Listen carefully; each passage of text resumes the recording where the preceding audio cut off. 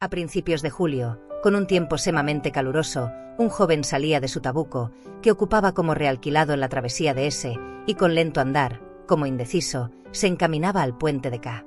Discretamente evitó el encuentro con su patrona en la escalera. Su tugurio estaba situado bajo el tejado mismo de una alta casa de 5 pisos, y semejaba un armario más bien que un cuarto. La patrona que se lo había alquilado, con pensión completa, habitaba solo un tramo de escalera más abajo, y siempre, al salir a la calle, tenía el joven que pasar, irremisiblemente, por delante de la cocina de aquella, casi siempre abierta de par en par sobre el rellano. Y siempre sentía al pasar por allí una impresión morbosa de cobardía, que le avergonzaba y hacía fruncir el ceño. Estaba entrampado con la patrona, y temía encontrársela. Y no es que fuera nada cobarde y tímido, sino todo lo contrario, solo que de algún tiempo a esta parte se hallaba en un estado de excitación y enervamiento parecido a la hipocondría. Hasta tal punto estaba arrinconado en su cuarto y apartado de todo el mundo, que temía encontrarse con alguien, no ya con la patrona. Le agobiaba la pobreza, pero hasta su apurada situación había dejado de atormentarle hacía algún tiempo. Había abandonado en absoluto sus quehaceres cotidianos y no quería atenderlos. En realidad, no le temía a la patrona, por mucho que pudiese maquinar contra él. Pero detenerse en la escalera, escuchar todos los dislates de aquella mujer, ofensivamente absurda, que a él no le interesaban lo más mínimo, todas aquellas sandeces referentes al pago, aquellas amenazas y lamentaciones, y además de todo eso, tener que parlamentar, disculparse, mentir. No, era preferible arrojarse como un gato por la escalera y lanzarse al arroyo para no ver a nadie. Por lo demás, aquella vez el temor a encontrarse con su acreedora hubo de chocarle al mismo luego que se vio en la calle. ¿Por qué diantre me apuro de este modo y paso esos miedos por una bagatela?, pensó con extraña sonrisa. Sí, eso es. Todo está al alcance del hombre y todo se le viene a las manos, solamente que el miedo hace que todo se le escape. Esto es un axioma. Es curioso, ¿a qué le teme más la gente? Al primer paso, a la primera palabra, es a lo que más le teme. Pero me parece que estoy hablando demasiado. No hago en absoluto otra cosa que divagar. Aunque también puede decirse que si divago es porque no hago nada. Pero es que en este último mes me acostumbré a divagar, tendido las 24 horas del día en mi rincón y cavilando, en las musarañas. Bueno, pero a todo esto, ¿a dónde voy? ¿Es que soy yo capaz de eso? ¿Acaso es eso serio? No, en absoluto, no lo es. Así que me divertiré a expensas de la fantasía. Un juguete. Eso es, en verdad, un juguete. En la calle hacía un calor horrible, y a eso se añadían la sequedad, los empellones, la cal por todas partes, los andamios, los ladrillos, el polvo y ese mal olor peculiar del verano, familiar a todo petersburgués que no puede alquilar una casa de campo. Todo lo cual, junto, producía una impresión desagradable en los nervios, ya bastante excitados, del joven. El hedor insufrible de las tabernas, particularmente numerosas en aquel sector de la ciudad, y los borrachos que a cada paso se encontraban, no obstante ser aquel día de trabajo, completaban el repulsivo y triste colorido del cuadro. Un sentimiento de disgusto hondísimo se reflejó por un instante en las finas facciones del joven. A decir verdad, era bastante guapo, con unos magníficos ojos oscuros, el pelo castaño, la estatura más que mediana, cenceño y bien plantado. Mas no tardó en volver a sumirse en un como ensimismamiento profundo, y para ser más exactos, en un completo olvido de todo, de suerte que andaba sin fijar la atención en torno suyo y sin querer fijarla. Solamente, de cuando en cuando, murmuraba algo entre dientes, siguiendo su costumbre de monologar, que hace un momento confesara. En aquel mismo instante hubo de reconocer que a veces sus pensamientos se embrollaban y que se sentía débil. El segundo día era aquel en que casi no probaba bocado. Tan mal vestido iba, que otro, incluso un hombre acostumbrado a esos achaques, no se habría atrevido a salir en pleno día a la calle con aquellos harapos. Por lo demás, aquel barrio era de tal índole, que allí nadie se fijaba en la ropa. La proximidad del heno, la abundancia de lupanares conocidos, y sobre todo, el vecindario, compuesto de comerciantes, que se aglomera en esas calles y callejuelas céntricas de Petersburgo, ponía a veces notas tan abigarradas en el panorama general, que habría sido raro asombrarse de ningún encuentro. Pero en el espíritu del joven se acumulaba ya tal dosis de maligno desprecio, que, no obstante toda su delicadeza, muy juvenil a veces, de lo que menos se preocupaba era de lo mal vestido que cruzaba las calles. Otra cosa era respecto a encontrarse con algún conocido o algún antiguo camarada, con los que, generalmente, no gustaba de tropezarse. Y aquí que, de pronto, un borracho, que vaya usted a saber por qué razón ni a dónde iba en aquel momento por la calle, con una enorme telega vacía, tirada por un enorme penco, le gritó al pasar: tú, el del sombrero alemán. Y le gritó a pulmón herido, señalándole al mismo tiempo con la mano. El joven se detuvo, y nerviosamente se sujetó el sombrero. Era el tal sombrero alto de copa, redondo, a lo Zimmermann, pero ya usado, completamente enrojecido, todo lleno de rotos y abolladuras, sin alas, y echado a un lado por su ángulo más informe. Pero no fue vergüenza, sino otro sentimiento totalmente distinto, parecido incluso al miedo, el que hizo presa en él. «Ya lo sabía yo», murmuró mortificado. «Ya se me había ocurrido. Esto es lo más desagradable de todo. Para que se vea como una tontería, el más trivial detalle, pueden dar al traste con la mejor intención.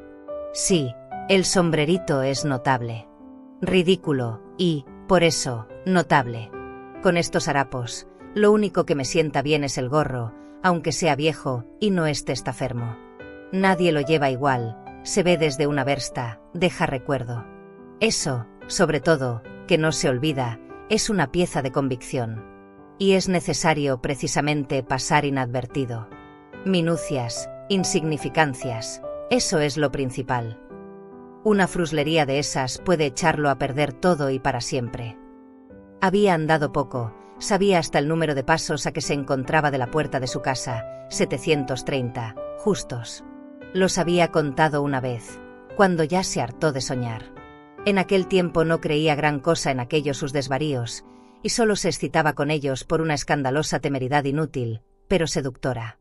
Pero ahora ya, al cabo de un mes, empezaba a mirarlos de otro modo, y a pesar de todos sus desalentadores monólogos respecto a su inercia e indecisión, se iba acostumbrando, casi sin querer, a considerar aquel ensueño escandaloso como una empresa, aunque todavía no creyese en ella él mismo. Ahora iba, incluso, a ensayar su empresa, y a cada paso que daba se acrecía más y más su emoción. Con el corazón palpitante, y poseído de un temblor nervioso, se acercó al inmenso edificio que se alzaba por un lado al filo del canal, y por el otro daba a la calle de. Aquella casa se componía toda ella de pisos reducidos, y sus inquilinos eran toda suerte de gentes industriosas. Sastres, cerrajeros, cocineras, artesanos alemanes, señoritas que vivían de lo suyo, funcionarios modestos, etc. Los que entraban y los que salían se encontraban en los dos portales y en los dos patios de la casa. Había allí 3 o 4 porteros. El joven estaba muy satisfecho de no haberse encontrado a ninguno y se deslizó seguidamente desde la puerta de la derecha a la escalera. Esta era oscura y angosta, negra, pero le estaba ya harto de conocer todo aquello y le agradaba aquella disposición. En tal oscuridad no eran de temer las miradas fisgonas. Si ahora tengo tanto miedo, ¿qué sería si, efectivamente, llegara a cometer la cosa?, pensó involuntariamente al encontrarse en el 4.º piso. Allí le interceptaron el camino algunos mozos de cuerda, soldados licenciados que estaban sacando muebles de un piso. Ya de antemano sabía él que en aquel piso vivía una familia alemana cuyo cabeza era funcionario. Puede ser que ese alemán se vaya ahora, y puede que también en el 4.º piso, en esta escalera y este rellano, solo quede por algún tiempo un piso ocupado, el de la vieja. Eso estaría muy bien, en todo caso, pensó, y llamó en el cuarto de la vieja.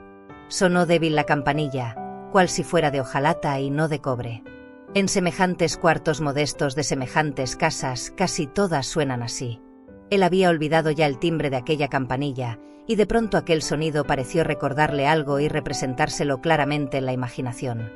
Tanto, que dio un respingo, con los nervios harto relajados aquella vez. Al cabo de un ratito se entreabrió la puerta en una estrecha rendija, por la cual atisbó la inquilina al visitante, con gesto receloso y dejando ver únicamente sus ojos chispeantes en la oscuridad. Pero al ver tanta gente en el rellano, cobró ánimos y abrió del todo.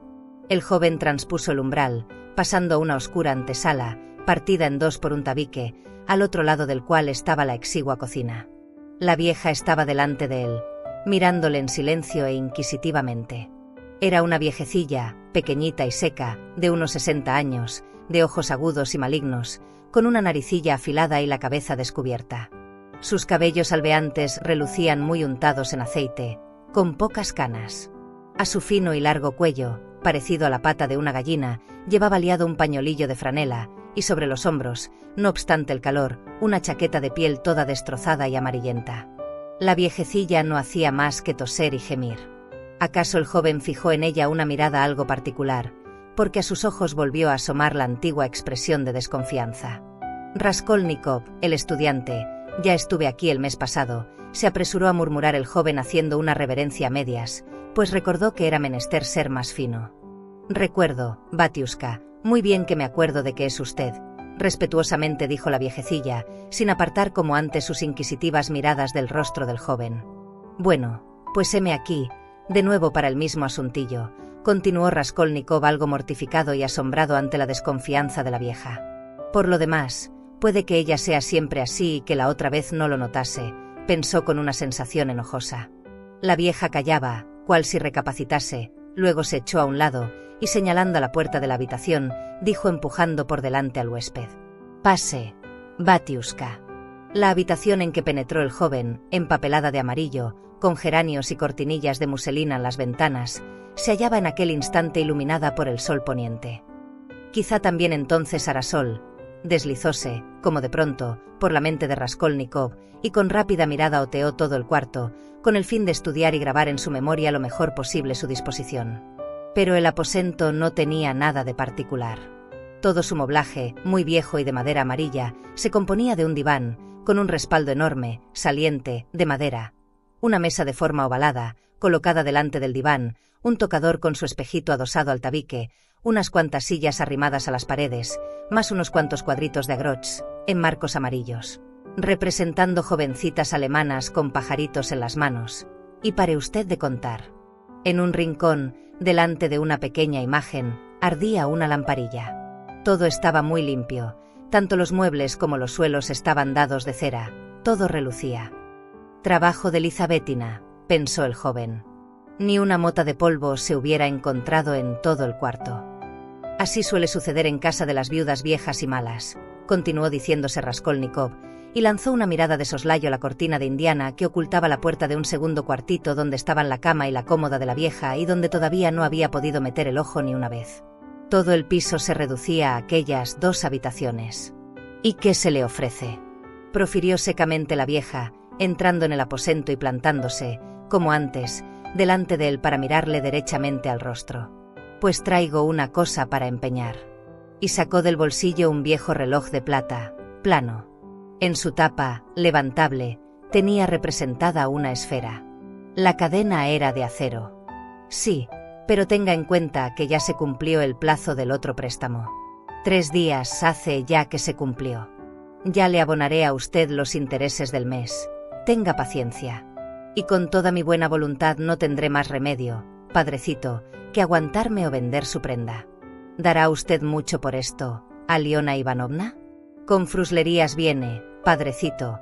Eso, para que lo sepa, nada vale. Por la sortija, la vez pasada, le di 2 rublos, y en la joyería las hay nuevas por 1,5 rublos. Deme usted 4 rublos, que es para desempeñarlo luego, que era de mi padre. No tardaré en recibir dinero. 1,5 rublos, y cobrándome los intereses por anticipado, si quiere. 1,5 rublos, exclamó el joven. Como usted quiera. Y la viejecilla le devolvió el reloj. El joven lo recogió, y le entró tal coraje, que se dispuso a irse, solo que enseguida cambió de parecer, recordando que no tenía ya tiempo para ir a otra parte y que ya antes había estado en otro sitio. «Démelos», dijo con malos modos. La viejecilla se buscó unas llaves en el bolsillo y pasó al otro cuarto, detrás de la cortinilla. El joven, que se había quedado solo en medio de la estancia, puso el oído atento y reflexionó. Podía oírse cómo la vieja abría la cómoda. Debe de ser en el cajón de encima, imaginó. Las llaves suele llevarlas en el bolsillo derecho, todas en un manojo, en un llavero de acero. Y entre todas hay una más grande que las demás, triple, con el paletón dentado, no la de la cómoda. Quiere decir que habrá todavía una arqueta o cofre fuerte. Es curioso. Los cofres fuertes tienen todos llaves de esas. Pero, en fin, todo esto es despreciable. La viejecilla volvió. Aquí tiene usted, padrecito, como al rublo le corresponden 10 copeicas al mes, al rublo y medio le tocan 15 copeicas al mes, que me cobro adelantadas. A los otros 2 rublos que antes le di, les corresponden, con arreglo a esa cuenta, 20 copeicas, que también me cobro. En total, 35. Así que le quedan a usted por su reloj 1 rublo y 15 copeicas. Aquí tiene. ¿Cómo? ¿Ahora sale usted con 1 rublo y 15 copeicas? Eso mismo. No estaba el joven por reñir, y tomó el dinero.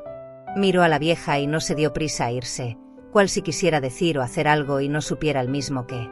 Yo, Aliona Ivanovna, puede que dentro de unos días le traiga otra cosa para empeñar.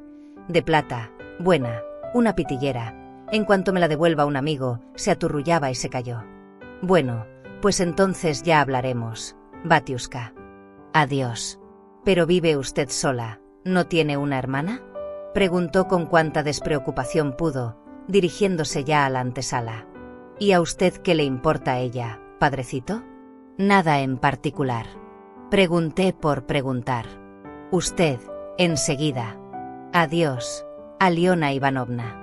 Raskolnikov salió de allí profundamente turbado. Su turbación aumentaba por momentos.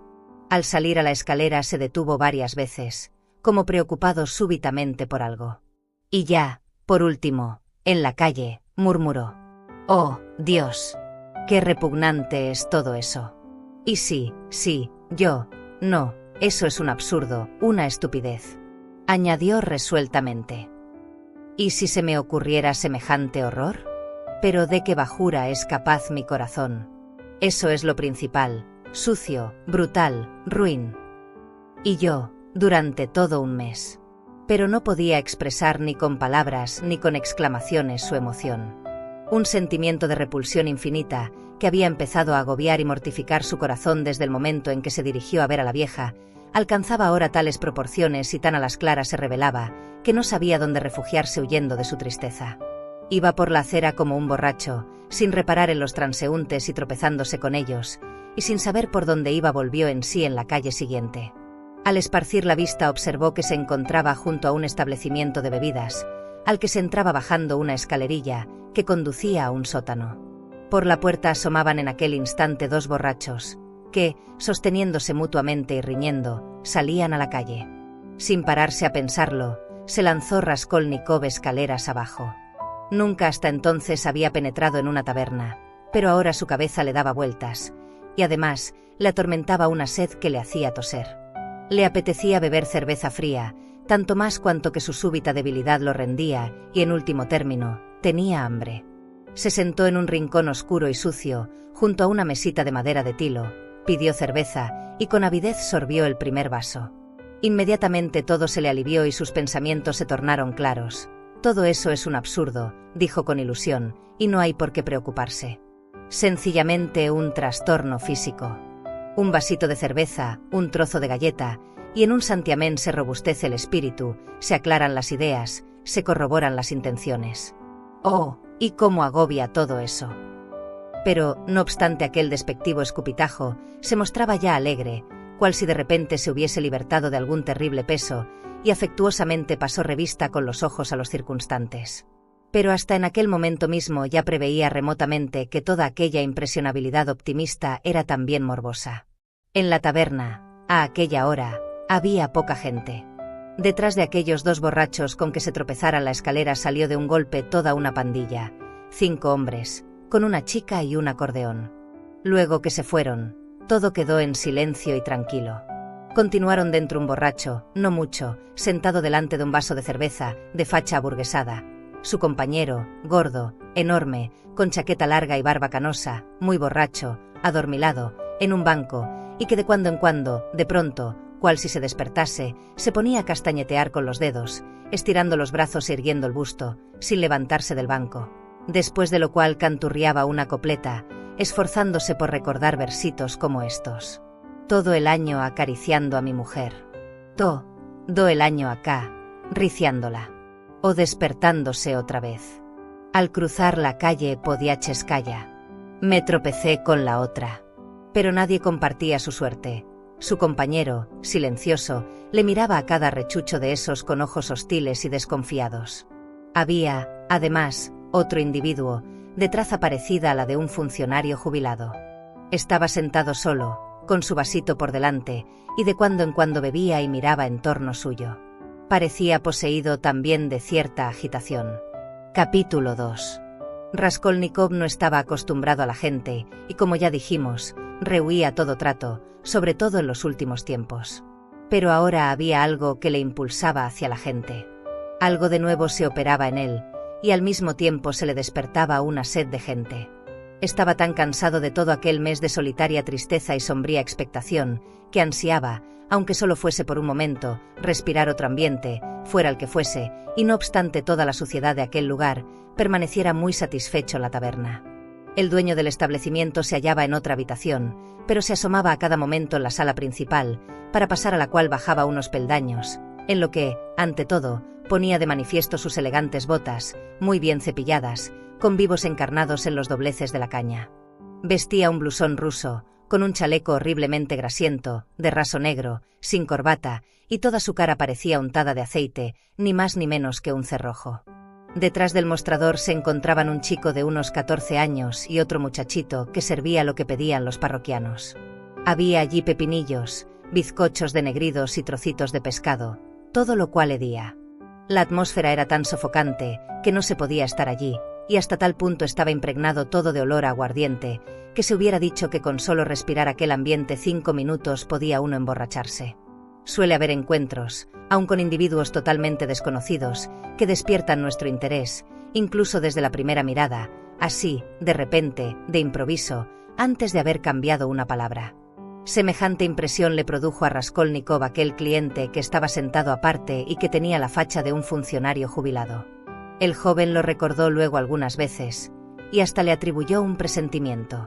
De hito en hito contemplaba al, sin duda alguna, funcionario, que, por su parte, tampoco le quitaba ojo, siendo evidente que estaba deseoso de entablar conversación.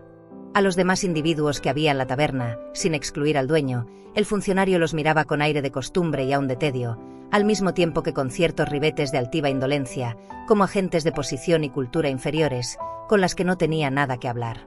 Era un hombre como de 50 años, de mediana estatura y de constitución recia, algunos pelos canosos en el cráneo mondado, una cara con pintas amarillas, y hasta verdosas, por efecto de la bebida, y los párpados hinchados, por debajo de los cuales fulgían unos ojillos pequeñines como rendijas, y que lanzaban miradas llenas de vivacidad y rojizas. Pero había en él algo extraño, en sus miradas resplandecía también cierta como solemnidad, no le faltaban, en efecto, idea y alma, y al mismo tiempo, sin embargo, dejaban traslucir algo de locura. Vestía un viejo frac negro, completamente hecho jirones, con los botones caídos. Se sostenía, sin embargo, uno de ellos, y él se lo abrochaba con el visible afán de conservar el decoro. Por debajo del chaleco de nankín se abombaba una corbata de plastrón, llena de salpicaduras y de manchas. Llevaba la cara afeitada, a lo funcionario, pero hacía ya mucho tiempo que no se afeitaba, de suerte que empezaban a brotarle en las mejillas matas de rudos pelos. También mostraban sus gestos, efectivamente, algo de gravedad burocrática. Pero nuestro hombre se hallaba intranquilo a la sazón, se mesaba los cabellos y se sostenía, a veces, triste, la cabeza con entrambas manos, hincando los harapientos codos en la mesa manchada y pringosa. Finalmente, miró a la cara a Raskolnikov y con voz firme y bronca dijo: «¿Podría permitirme, caballero, el atrevimiento de dirigirme a usted con una conversación decente? Porque aunque su aspecto de usted no sea distinguido, mi experiencia descubre en usted a un hombre de buena educación que no tiene costumbre de beber. Y yo he respetado siempre la educación cuando va unida a los sentimientos generosos, y además de eso, soy consejero titular. Marmeladov, tal es mi apellido, consejero titular. ¿Me permitirá usted le pregunte si es también funcionario?» «No, estudiante», respondió el joven, algo sorprendido, tanto por aquel tono oratorio como por el hecho de verse interpelado tan a boca de jarro. No obstante el ansia que hacía poco rato sintiera de hablar con alguien, fuere quien fuere, a la primera palabra que le habían dirigido volvió súbitamente a experimentar su habitual sentimiento hostil e irritado ante toda comunicación con gente extraña que tocase o mostrase deseos de tocarle a su personalidad. «¿Estudiante o ex-estudiante?», exclamó el funcionario. «Eso mismo me figuraba yo. Experiencia, señor mío, larga experiencia. y con gesto ponderativo se llevó un dedo a la frente. Usted tenía que ser estudiante o proceder de la clase culta. Pero permítame usted. Se levantó del asiento, se tambaleó, cogió su plato y su vaso y fue a sentarse junto al joven, aunque un poco de través. Estaba borracho, pero hablaba con elocuencia y soltura, salvo que de cuando en cuando se aturrullaba un poco y embrollaba las cosas. Se dirigió a Raskolnikov con la avidez de quien lleva un mes entero sin hablar con nadie. «Señor mío», empezó casi con solemnidad, «la pobreza no es un pecado, es la verdad. También sé que la embriaguez no es ninguna virtud. Pero la miseria, señor mío, la miseria, esa sí que es pecado. En la pobreza conserva usted todavía la nobleza de sus sentimientos innatos. En la miseria ni hay ni ha habido nadie nunca que los conserve. Al hombre en la miseria lo echan poco menos que con un palo, con la escoba lo echan de la compañía de sus semejantes, para que aún resulte mayor la afrenta, y con justicia, porque en la miseria yo soy el primero que estoy dispuesto a agraviarme a mí mismo. Se acabaron las libaciones. Señor mío, hace un mes que el señor Lebeziatnikov le pegó a mi señora, pero mi señora no soy yo. ¿Comprende usted? Permítame usted todavía que le pregunte, aunque solo sea a título de curiosidad, ¿ha tenido usted ocasión de pasar la noche en el Neva, en las barcas de heno? No, no he tenido ocasión, repuso Raskolnikov. ¿Qué pasa allí? Nada, que yo llevo ya 5 noches. Se llenó el vaso, bebió y se quedó pensativo. Efectivamente, tanto en la ropa como en el pelo podía vérsele alguna que otra brizna de heno. Era muy probable que llevase ya 5 días sin desnudarse ni asearse. Las manos, sobre todo, las tenía sucias, grasientas, enrojecidas, con las uñas negras. Sus palabras, al parecer, habían despertado la atención general, aunque no muy viva. Los chicos, detrás del mostrador, empezaron a reírse. El dueño, al parecer, había bajado del cuarto de arriba con la sola idea de escuchar al gracioso.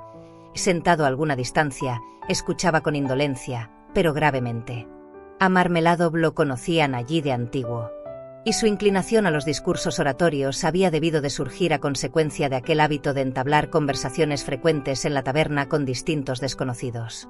Ese hábito llega a convertirse para algunos borrachos en una necesidad, y principalmente para aquellos a los cuales los tratan mal en casa y los echan de allí. Por lo que, en compañía de otros bebedores, se esfuerzan siempre por justificarse, y a ser posible, por granjearse también algún respeto. «Gracioso», exclamó en voz alta el tabernero. «Pero ¿por qué no trabajas? ¿Por qué no estás en la oficina, siendo funcionario?» «¿Qué por qué no estoy en mi oficina, señor mío?», repitió Marmeladov, dirigiéndose exclusivamente a Raskolnikov, cual si hubiese sido éste quien le interpelara. «¿Qué por qué no estoy en mi oficina? Pero ¿es que no me duele a mí el alma de ver la abyección en que me arrastro? Cuando el señor Lebeziatnikov, hace un mes, le pegó a mi señora con su propia mano, y yo estaba acostado con la borrachera, ¿acaso no sufría? Permítame usted, joven, ¿le ha sucedido alguna vez? Vamos, pedir dinero prestado sin esperanza». «Me ha sucedido, sí, pero ¿cómo sin esperanza?» «Pues eso, sin esperanza ninguna, sabiendo de antemano que no se lo han de dar. Vamos a ver, usted, por ejemplo, sabe de antemano y con toda seguridad que tal hombre, tal ciudadano bonísimo y servilísimo, no le ha de dar a usted dinero por nada del mundo, porque a razón de qué, pregunto yo, ¿habría de dárselo? Pongamos que él sabe también que yo no lo devuelvo. ¿Por compasión? Pero el señor Lebeziatnikov, que está al tanto de las nuevas ideas, me explicó no hace mucho que la compasión, en nuestros tiempos, está prohibida por la ciencia, y que así se practica en Inglaterra, donde existe la economía política. ¿Por qué, pregunto yo, habría de dar dinero? Y aquí que, sabiendo de antemano que no lo da, usted, no obstante, toma el camino y... ¿Pero para qué ir allá?, añadió Raskolnikov. Pues porque, si no va uno a él, ¿a quién acudir? Fuerza es que todo hombre vaya a donde ir puede. Porque estamos en unos tiempos en que es preciso ir a alguna parte. Cuando mi hija única fue allá la primera vez por un volante amarillo, también fui yo. Porque mi hija vive del volante amarillo, añadió, entre paréntesis, mirando con cierta inquietud al joven. Nada, señor, nada, se apresuró a agregar tranquilamente, sin cuidarse de que los chicos del mostrador no se tenían de risa y el propio tabernero se sonreía también. Nada. A mí esos meneos de cabeza me dejan tan fresco, porque ya todo el mundo lo sabe y todo lo misterioso se ha hecho patente, y no con desprecio, sino con serenidad lo sobrellevo. Sea.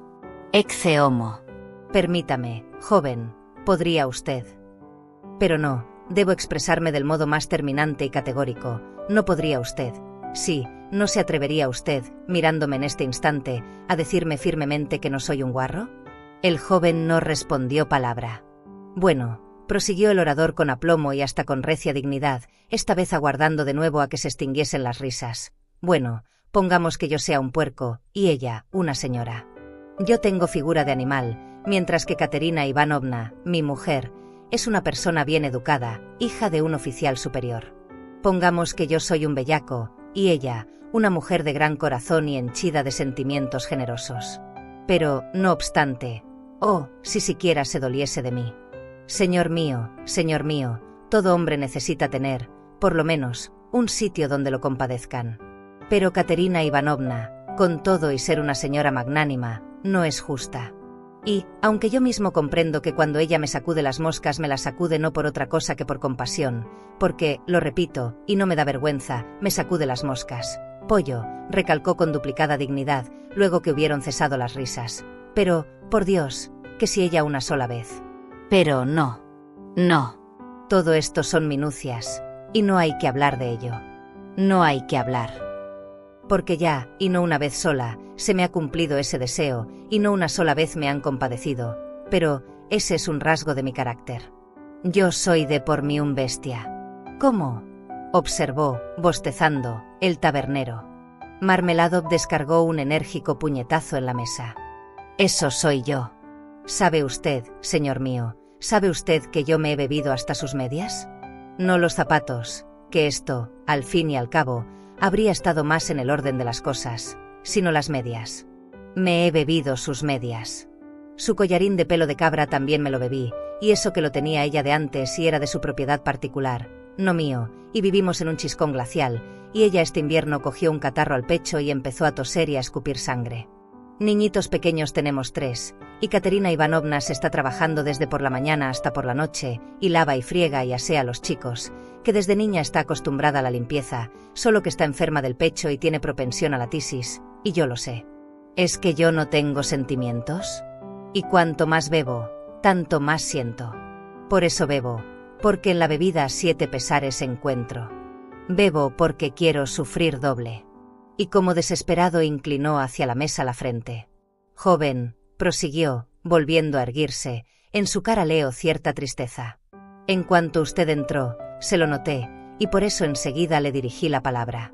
Porque, al referirle a usted la historia de mi vida, no pretendía presentarme en un aspecto denigrante ante esos gandules, que ya, por otra parte, la conocen, sino que buscaba a un hombre sensible y culto. Ha de saber usted que mi esposa se educó en un instituto de nobles de un distinguido gobierno, y que al terminar sus estudios bailó, envuelta en un chal, en presencia del gobernador y de los demás personajes de la localidad, por lo que hubieron de concederle una medalla de oro y un laudatorio diploma. La medalla. Bueno, la medalla la vendimos ya hace tiempo. El diploma encomiástico lo guarda ella todavía en el arca, y no hace mucho que se lo enseñó a la patrona. Y aunque ella con la patrona está siempre a la greña, le gusta, sin embargo, pavonearse ante cualquiera y hablar de los felices días pretéritos. Cosa que yo no le censuro, no, señor, no le censuro, porque esos últimos días felices se le han quedado grabados en la memoria y todo lo demás se evaporó. Sí, es una mujer vehemente, orgullosa e indómita. Friega ella misma los suelos, y come pan negro, pero no consiente que le falten al respeto. Por eso no quiso aguantar las groserías del señor Lebeziatnikov, y cuando le sentó la mano por ello el señor Lebeziatnikov, no tanto por los golpes como por el sentimiento, tuvo que meterse en la cama. Viuda era ya cuando me casé con ella, y con 3 hijos pequeñines. Se casó con su primer marido, un oficial de infantería, por amor, y se fugó con el de casa de sus padres. Su marido la quería extraordinariamente, pero se chifló por las cartas, le formaron consejo de guerra, y a consecuencia de ello murió. También había dado a lo último en zurrarla, ella no se lo toleraba, según he podido comprobar después por referencias y por documentos, pero aún hoy mismo lo recuerda con lágrimas en los ojos, y me recrimina a mí, poniéndome por modelo al difunto, y yo me alegro, porque en su imaginación ella se considera en cierto modo feliz en otro tiempo. Bueno, pues se quedó la pobre, al morir él, con 3 niñitos pequeños, en un distrito remoto y salvaje, donde también residía yo entonces, y se encontraba en tan desesperada miseria, que yo, que he visto toda suerte de cosas, no me siento con fuerzas para describirla. Los parientes todos le habían dado de lado. Y diga usted que era soberbia, sumamente soberbia. Y entonces yo, señor mío, entonces yo, que también me había quedado viudo y tenía una hijita de 14 años habida en mi primera mujer, le ofrecí a ella mi mano por no poder contemplar semejante dolor. ¿Puede usted comprender hasta qué punto llegaría su pobreza, cuando ella, una mujer culta y educada, y de familia distinguida, consintió en casarse conmigo? Pero consintió. Llorando y gimiendo, y retorciéndose los brazos. El caso es que consintió. Porque no tenía a dónde ir. Comprende usted, señor mío, lo que significa eso de no tener ya a dónde ir? No. Usted no puede todavía comprenderlo. Y durante un año entero cumplí yo con mis obligaciones, noble y honradamente, y no le toqué a esto, y dio con el dedo en la botella, porque soy hombre de sentimientos. Pero ni aun así pude tenerla contenta. Hube de verme cesante, y no por culpa del aguardiente, sino por cambio de personal, y entonces sí que eché mano de la bebida. Ya va a cumplirse un año que vinimos a parar, finalmente, después de muchos ajetreos y muchos apuros, a esta magnífica capital, ornada de innumerables monumentos.